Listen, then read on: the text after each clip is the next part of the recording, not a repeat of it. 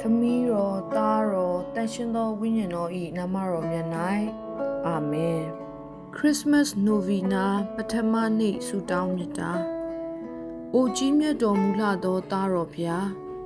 လူတို့၏ချစ်ချင်းမြတ်တာရအံ့သောငါ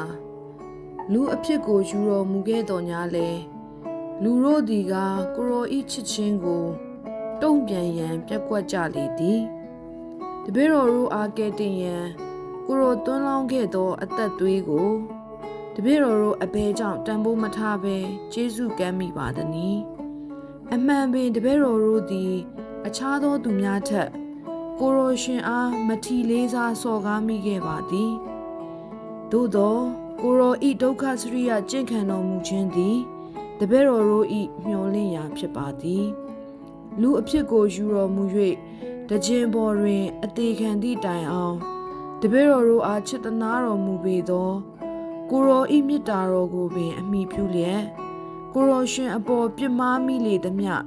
အခွင့်ကညာလွတ်ပါရန်အတနာခံတောင်းလျှောက်ကြပါသည်ဖျားလူအဖြစ်ကိုယူတော်မူသောဖျားရှင်ဤနှုတ်တော်ထွက်စကားတော်မြတ်အတိုင်းမသိကောင်းမြတ်တော်မူသောအရှင်ကိုရောရှင်ကိုချစ်ခင်မြတ်နိုးရှ िख ိုးကိုးကွယ်ပါ၏ကိုရောရှင်အားစော်ကားပြစ်မှားမိသမျှအတွက်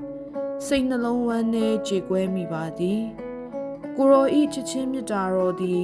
တပည့်တော်တို့၌အစဉ်တည်ရှိပါစေသောထိုချစ်ချင်းမြတ်တာတော်ကိုအမြဲရည်မှတ်လျက်ကိုရောရှင်အားပြန်လည်ချစ်မြတ်နိုးနိုင်ရန်ဆောင်မတော်မူပါဖျားအိုအမိမေတော်မာရိယာသားတော်ဖျားဤချစ်ချင်းမြတ်တာတော်၌အစဉ်အမြဲခိုလုံကြလျက်ကိုရောရှင်အားမိမိကိုယ်ကိုစက္ကပ်ပူဇော်နိုင်ရန်